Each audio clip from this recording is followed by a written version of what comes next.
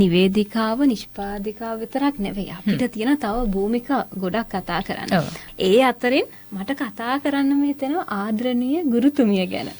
අර මං Facebook එකේ ගියහම මම දැක්ක හොඳ වීඩියෝ ටික.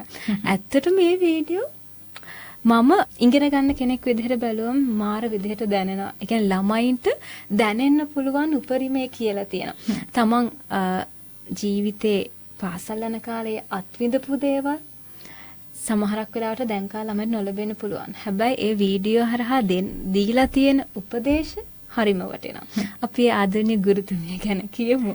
ආදරණීය ගුරුතුමියක් විදිහට මම ලැබපු පළවෙනි ජයග්‍රහණය මට මේ ඊයේ පෙරේද හම්බුණා. සාමාන්‍ය පෙළ ප්‍රතිඵල නිකුත් වුණානේ. එතකොට මගේ පළවෙනි බැච් එක තමයි මේ සැරේ 2025 එක්සෑම් එකට ෆේස් කරලා මේ රිසල්ට් අවුට් උනේ. ඇත්තටම පුදුම සතුටක් දැනුණා. මං සාමාන්‍ය පෙළ මීඩියා විෂයනේ කරන්නේ.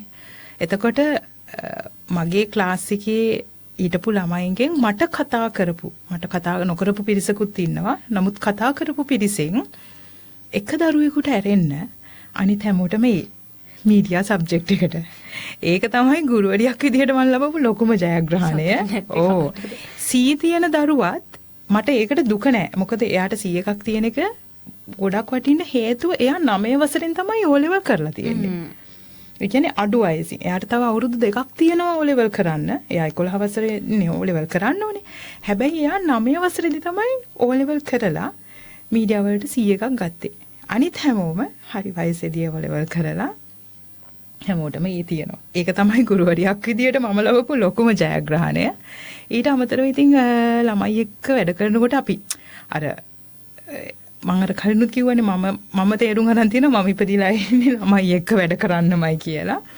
මේ ඒක නිසා මේ ළමයිට දේවල් උගන්වනකොට අපි දන්න එයාලා නොදන්න දෙයක් කියලා දෙනකොට එයාලා එකෙන් දෙයක් ජීවිතේට අරගන්නකොට ඒ තරම් සතුටක් මම හිතන්නේ ගුරුවරුන්ට නැහැ.